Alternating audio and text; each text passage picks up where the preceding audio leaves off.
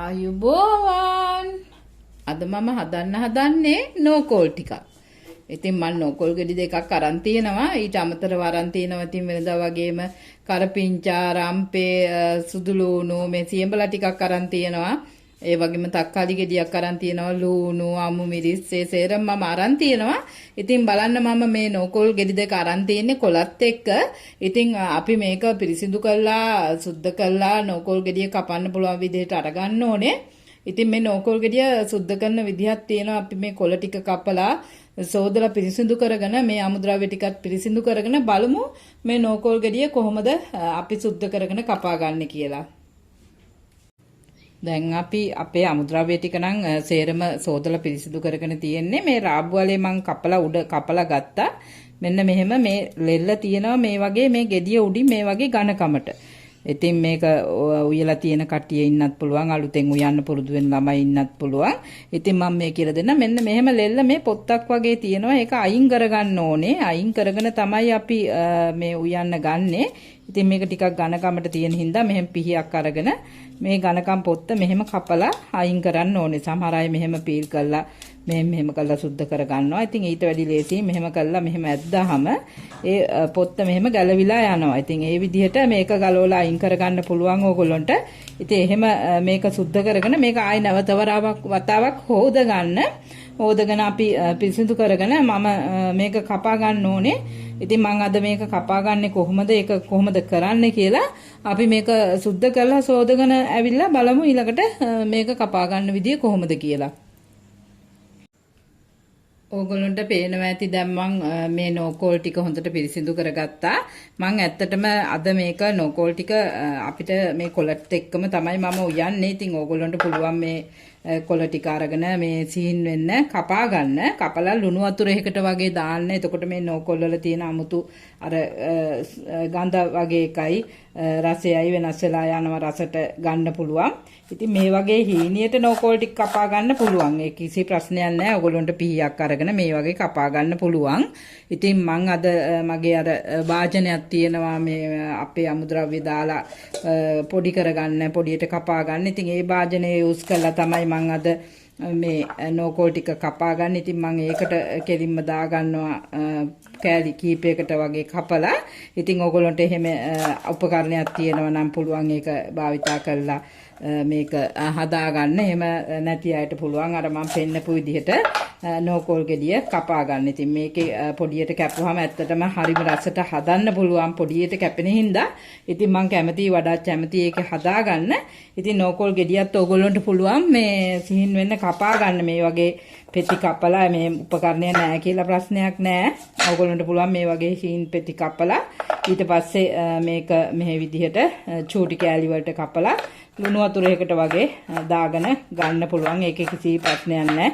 මේ විදිහට හීනියට ලියලා ඔයගොල්ලන්ට ගන්න පුළුවන්. ඒක අදාළ වෙන්නේ නැහැ වාජනේ තිබුණා නැත උයා ගන්න. ඉතින් මම අද මේක පාවිච්චි කරන හින්දා කෑලි කීපයකට වගේ කපලා මම මේකට යොදා ගන්නවා. ඉතින් අපේ අනිත් අමුද්‍රව්‍යත් අරගෙන තියෙනවා ලූණු. ඉතින් ඔයගොල්ලෝ වෙනදා වගේම ලූණු ලියා ගන්න මේ පොඩියට ලූණු කපා ගන්න.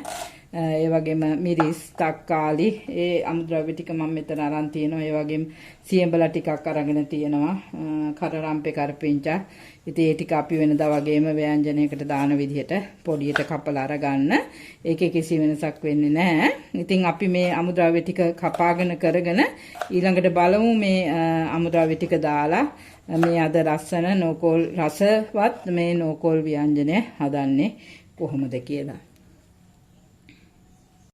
දැන් මම මගේ අමුද්‍රව්‍ය ටික මේ වාජනයෙන් කපා ගත්තා. ඔයගොල්ලන්ට පුළුවන් මේ තල ටික අයින් කරලා බලන්න. ඇත්තටම බලන්න මේකේ ඊටාම සිහින්ව මේ අමුද්‍රව්‍ය අපේ නෝකෝල් ටික කැපුණා. හරිම රසවත් මේක මේ විදිහට කැපුණාම එකයි මම මේ වාජනයේම මේක යොදා ගන්න තීරණය කරේ. ඉතින් අපිට පුළුවන් මේක අපේ වාජනයට දාගෙන ලුණු ටිකක් දාලා ඉතින් මේක ව්‍යංජනෙට දාන ලුණු දැම්මම ඇති මේක ආයි ලුණු වතුරෙන් දාන්න ඕමනාවක් නැහැ. චූටියට කැපිච්ච හින්දා ඇත්තටම අමුතු රසක් මේකේ තියෙනවා. අමුවෙන් උනත් සම්බෝලයක් වගේ වුණත් මේක කන්න පුළුවන්. ඉතින් අපිට මේකත් දාගෙන දැන් මේ විදිහට මේක කැපිලා තියෙනවා මේ සිහින්ව. ඉතින් මේකයි මේ අමුද්‍රව්‍ය ටිකයි අපි ඔක්කොම කපාගෙන තියෙන්නේ. දැන් අපිට තියෙන්නේ මේවට 3-5 ද්‍රව්‍ය ටික දාගන්න. ඉතින් අපි අත සෝදගෙන මේ 3-5 ද්‍රව්‍ය දාලා බලමු මේ ව්‍යංජනයේ ඉදිරියට පිළියෙල කරගෙන යන්නේ කොහොමද කියලා. මම මේ වෙලාවේ මගේ නෝකෝල් මිශ්‍රණයට ලුණු ටිකක් සහ කහ ටිකක් විතරක් කලවම් කරනවා. ඕගොල්ලෝගේ ආදරේ පිරුණු දෑත් වලින් මේකට ලුණු ටිකකුයි කහ ටිකකුයි කලවම් කරන්න.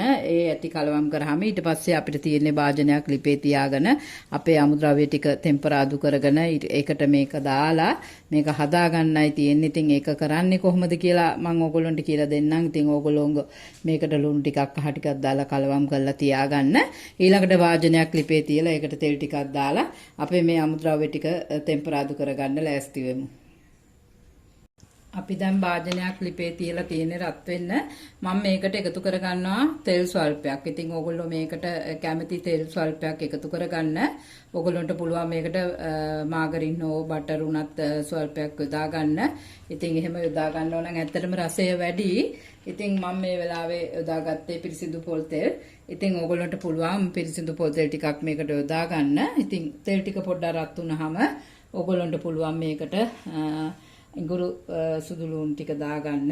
සුදු ලුණු විතරයි මම ගත්තේ, ඉඟුරු ගත්තේ නෑ ඇත්තටම. ඉතින් සුදු ලුණු ටික දාගන්න මේ වෙලාවේ කුරුඳු පොතු කෑල්ලක් අරන් තියෙනවා ඒකත් දාගන්න.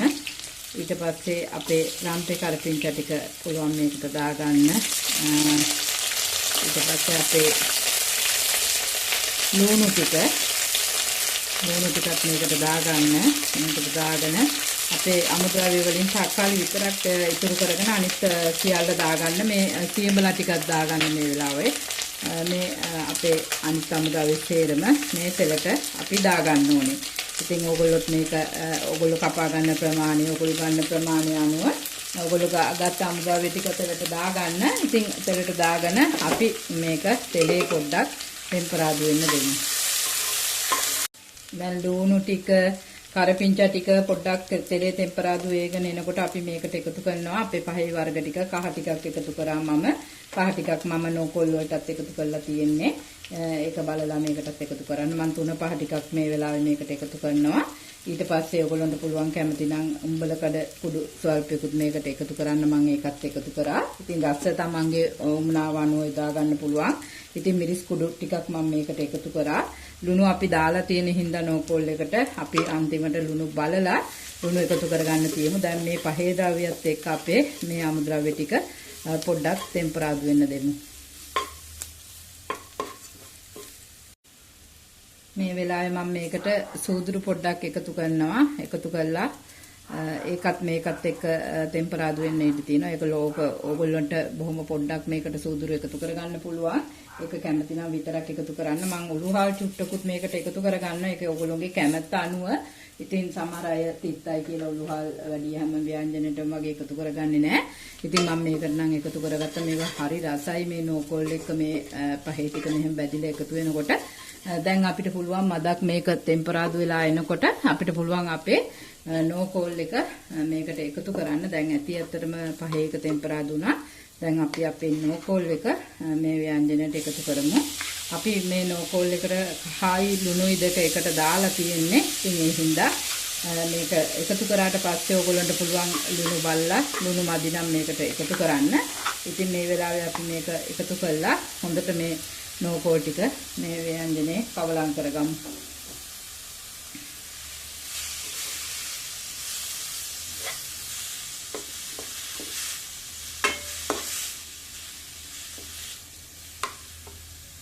දැන් මේ පහේ ද්‍රව්‍යයත් එක්ක අපේ නෝකෝල් එක මදක් ඉදීගෙන යන්නේ. ඉතින් ඕගොල්ලන්ට පුළුවන් මේ වෙලාවට මේකට පොල් කිරි එකතු කරන්න. ඉතින් මම මිටි කිරි ටිකක් මේකට එකතු කරනවා.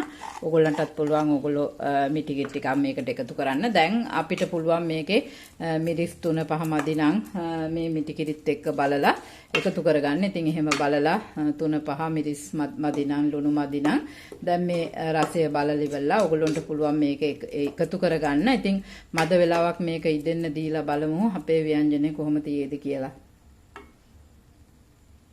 ඇත්තටම ව්‍යංජනය ඉදමින් පවතින්නේ. මම මේ වෙලාවේ මේකට අපි කපාගත්ත තක්කාලි ටික එකතු කරනවා. මම ලුණු බැලුවා. ඉතින් ලුණු මගේ ප්‍රමාණය හැටියට ඇති. ඉතින් ඕගොල්ලොත් ලුණු බලන්න. ඕගොල්ලොන්ට ලුණු මදි නම් ලුණු දාගන්න පුළුවන් මේ වෙලාවේ මේ ව්‍යංජනයට. ඉතින් තක්කාලිත් එකතු කළා. මේ ව්‍යංජනයත් එක්ක තක්කාලි කලවම් කළා. මම මිරිස් කුඩු ටිකක් නම් තව දාගත්තා. ඉතින් ඕගොල්ලන්ට පුළුවන් ඕගොල්ලෝගේ රස අනුව අඩුපාඩු බලලා දාගෙන මේ ව්‍යංජනය මෙහෙම මද වෙලාවක් ඉදෙන්න මේ තක්කල් ටිකක් දැම්මට පස්සේ දැන් අපේ ව්‍යංජනය ඇත්තටම පිළිල වෙලා ඉවරයි. නෝකෝල් කන්න නැති කෙනෙක් වුණත් මේ ව්‍යංජනය නම් කනවා හරිම රසක් තියෙන. ඉතින් ඕගොල්ලෝ හදලා බලන්න. කාටවත් කියන්න බෑ මේක නෝකෝල් ව්‍යංජනයක් කියලා. ඉතින් එහෙනම් අපි මේක පිළිගන්නලා බලමු අපේ මේ නෝකෝල් ව්‍යංජනය කොහොමද පිළිගන්නුවට පස්සේ තියෙන්නේ කියලා. මේ තියෙන්නේ අපි රසවත්ව හදාගත්ත අපේ නෝකෝල් ව්‍යංජනය. ඉතින් මේක ඊටාම රසවත්. කාටවත් කියන්නවත් බෑ මේක නෝකෝල් ව්‍යංජනයක් කියලා. ඉතින් ඕගොල්ලොත් නෝකෝල් ටිකක් ගෙනල්ලා මේ විදිහට හදලා රස බලන්න. පිහියෙන් කැපුවා කියලා නෑ. මේ චූටියට වගේ ඕගොල්ලන්ට මේක කපා ගන්න පුළුවන්. ඉතින් එහෙනම් මේ වගේ රසවත් ලස්සන තවත් ජෑමකින් ඕගොල්ලෝ හමුවට එනකන් මං අතට ගිහින් එන්නම්. මං කුක් විත් ගයා.